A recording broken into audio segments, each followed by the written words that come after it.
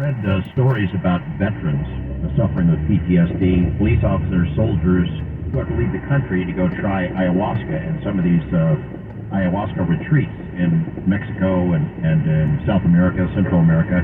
The results have been pretty profound. The changes in these folks have been pretty profound, as have been the patients who are in hospice care, who are essentially dying.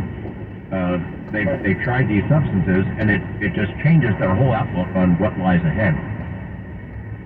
Indeed it does, and we should make an effort to make it available to these people, and it is happening, but it's not happening fast enough. That's the thing. People are dying. I don't know what the statistics are, but we know that veterans who suffered from PTSD, the suicide is one of the main causes of death in these people because they just can't make it. So we really need to fast track psychedelic therapies for these people.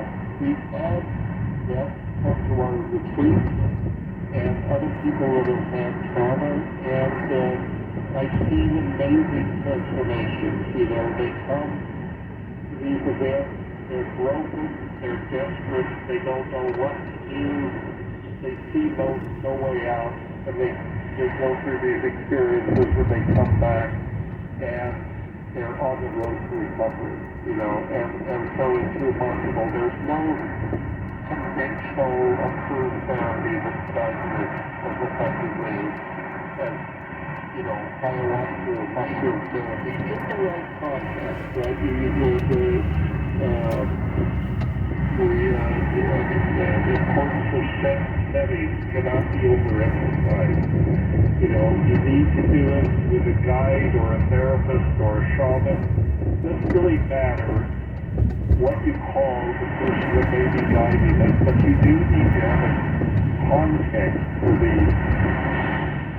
for the experience, so to keep it on track, to provide support, because some of these experiences can be pretty challenging, but a good facilitator can help you through those rough spots, and also integration following the experience. That's very important. You don't just go to a retreat or go to a clinic and take the medicine and then you're on your own. There's got to be follow-up. There has to be support to help you process what's happened and integrate it, and that's where the real healing takes place. Not so much in the experience. The experience is the trigger, but then it's what you do with the insights that you gain that is really at the basis of the healing that can actually resolve these things. Unlike the conventional approaches like conventional antidepressants and so on, they don't cure the problem. They just put a Band-Aid over it, and it doesn't really go away. Psychedelics actually let you get at the root of the problem. And are the changes permanent? Excuse me? Yeah. Are the changes and the benefits permanent?